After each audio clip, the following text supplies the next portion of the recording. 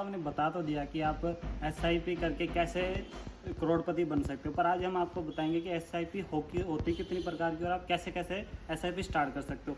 पहली तरीका है आप स्टॉक में इन्वेस्ट करके एसआईपी कर दो। जैसे मंथली आप किसी भी स्टॉक्स में मंथली इन्वेस्ट करके आप एसआईपी करके अपनी मनी ग्रो कर सकते हो। दूसरा म्यूचुअल फंड। म्यूचुअल निफ्टी काफ़ी प्रकार के होते हैं म्यूचुअल फंड, जिसमें इक्विटी फंड होते हैं, डेब्ट फंड होते हैं, लार्ज कैप फंड होते हैं, मिड कैप फंड होते हैं और स्मॉल कैप फंड भी होते हैं इनमें। और तीसरा तरीका ईटीएफ। ईटीएफ की फुल फॉर्म है एक्सचेंज ट्रेडेड फंड। पर आज हम आपको बताएंगे कि म्यूचुअल फंड में आप कैसे एसआईपी स्टार्ट कर सकते हो। और ये मैं बताता हूँ कि म्यूचुअल फंड के कितने टाइप है।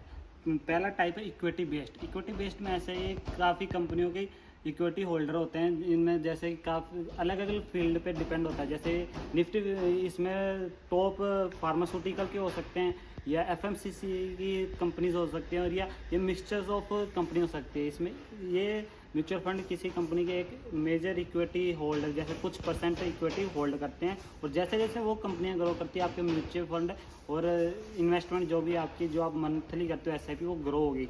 और दूसरा है इसमें एक और फैक्टर है एनएवी याद रखें। एनएवी की फुल फॉर्म है net assets value. Net assets value पे ही आपका म्यूचुअल फंड बाय होता है, आपकी इन्वेस्टमेंट होती है मंथली।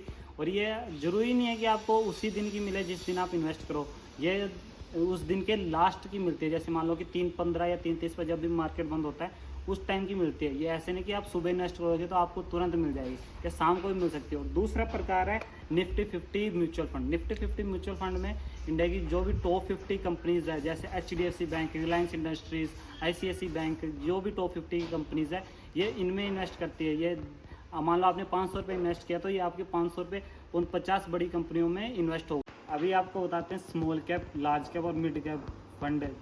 स्मॉल कैप में होते हैं जो स्मॉल कैप की मतलब कि छोटे कम बजट की या वैल्यूएशन जिनका कम, कंपनी का मार्केट कैप जैसे छोटा है, मान लो कि जोमेटो या कोई भी जो छोटे कैप की कंपनीज है उनको स्मॉल कैप फंड होता है। इसमें स्मॉल कैप 50 कंपनीज होती है, 500 भी होती है। इसमें स्मॉल कैप में जो स्मॉल कैप की टॉप 50 कंपनीज है उनमें इन्वेस्ट होता है म्यूचुअल फंड जो स्मॉल कैप के होते हैं, और जो 500 के होते हैं उसमें टॉप 500 कंपनीज में इन्वेस्ट होता है। और दूसरा लार्ज कैप। लार्ज कैप में जैसे बिग वैल्यूएशन की कंपनी होती है, जैसे रिलायंस वगैरह सभी जो भी होती है वो इंक्लूड हो जाती है। इसमें अलग अलग सेक्टर की आपकी डिपेंड हो सकती है, वो बात अलग है।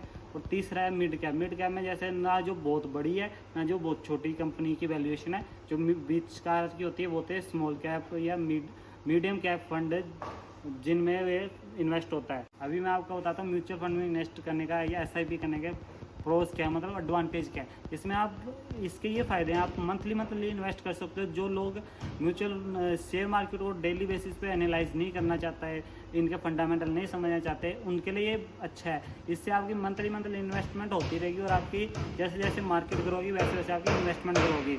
पर जैसे इसमें इन्वेस्टमेंट करोगे तो इसमें आपको मंथली लगाओगे तब तो फ़ायदा है, पर अगर आप मान लो अभी लगा के छोड़ देते हो फिर ये कोई इतना खास इफेक्ट डालता नहीं है किसी पे।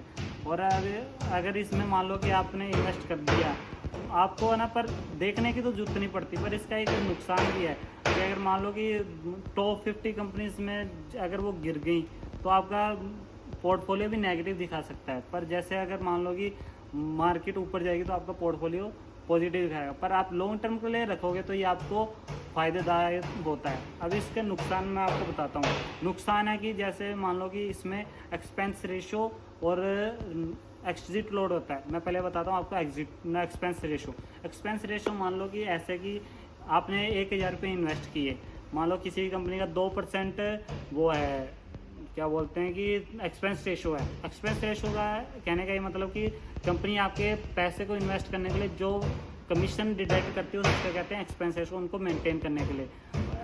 जैसे मान लो आपने 1000 रुपये इन्वेस्ट किए तो उसका 2% है ना वो कंपनी माइनस करके जितने पैसे बचेंगे वो आपके म्यूचुअल फंड में इन्वेस्ट होंगे। और जो एग्जिट लोड का भी ये बहुत ही चालाकी से एग्जिट लोड लगाते हैं। अगर मान लो आपने 1, 2, 3 साल में अगर अपने म्यूचुअल फंड से पैसे विड्रॉ कर लिए तो इसमें आपका एग्जिट रोल फुल लगता है, जैसे कि 2%, 4% इस प्रकार से। पर आपने मान लो कि 10 साल बाद में निकाले तो इसमें भी आप वो अपना दिमाग निकाल लेते हैं। 8 साल तक तो कोई वो नहीं लगता एग्जिट लोड, अगर आपने 3 साल बाद में से स्टार्ट किया तो जो 8 साल के उनके लिए तो आपको एग्जिट लोन नहीं लगेगा, पर जो लास्ट की 2 साल है उन पे आपको 2% 2.5% का एग्जिट लोन लगेगा। मतलब मान लो कि आपने 1 करोड़ रुपया कमाया इसमें SIP कर करके, तो उसमें से ये 2% मान लो कि आपको कट करके, मान लो 4 लाख रुपए आपका कट करके ये आपके अकाउंट में पैसे शिफ्ट होंगे। इसका मतलब ये है कि जैसे मान लो कि आप चाहे पैसे कमाओ या ना कमाओ, ये एसेट्स मैनेजिंग कंपनी है, वो तो श्योर अपने पैसे कमा रही है। इससे ये नुकसान है, इसलिए कई बार इसको देख, आपने अगर इन्वेस्ट करना चाहते हो तो इस किसी भी म्यूचुअल फंड का जो आप फाइंड करो उसका एक्सपेंस रेशो और एग्जिट लोड जरूर जान ले, जिसके लिए इससे आपको अभी तो पता नहीं लगेगा कि ये क्या मैटर करता है, 1-2% क्या मैटर करता है। पर ये अगर मान लो कि आप लास्ट में जाके आपको जो लैक्स में रुपीज़ आपके डिडक्ट होंगे, उससे आपको पता लगेगा इनकी वैल्यू क्या है, 1-2% की। इसलिए आप जरूर चेक करें एक्सपेंस रेशो क्या है, एग्जिट लोड क्या है, और ये NAV आपको कब की मिल रही है। मान लो कि आपको ना इसमें एक और डिसएडवांटेज है आपको ना, जैसे मान लो आपने आज इन्वेस्ट कर दिए मनी इसमें म्यूचुअल फंड में, तो म्यूचुअल फंड में जैसे आपको जिस टाइम पे इन्वेस्ट किया उसी टाइम की NAV मिले।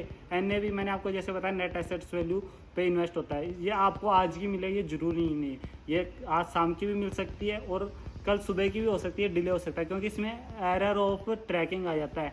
इसमें अब आप कुछ ऑब्जेक्शन कर भी नहीं सकते, इसलिए आप जरूर देखें कि आप 3-15 से पहले इसमें ऑर्डर प्लेस कर दें, जो कि आपको चांस बने कि आज के एग्जिट मार्केट बंद होने के टाइम तक मिल जाए। अभी हम आज की वीडियो के लिए इतना ही। अगले वीडियो में हम आपको स्कैनर पे शो करके बताएंगे कि कैसे आप इनको आइडेंटिफाई कर सकते हो, एक्सपेंस रेशो क्या है, एग्जिट लोड क्या है, क्योंकि आपको कहीं पता नहीं चलेगा कि आप ये क्या कितनी वैल्यू % पर। हम अगले वीडियो में आपको कैसे एक अच्छा म्यूचुअल फंड आपने फाइंड करना वो आपको बताएंगे। अगले वीडियो में आप बने रहिए हमारे साथ, इस अगले वीडियो जरूर देखना, जिससे आपको पूरी नॉलेज हो कि आपने कैसे ये अपने म्यूचुअल फंड में स्टार्ट करनी है।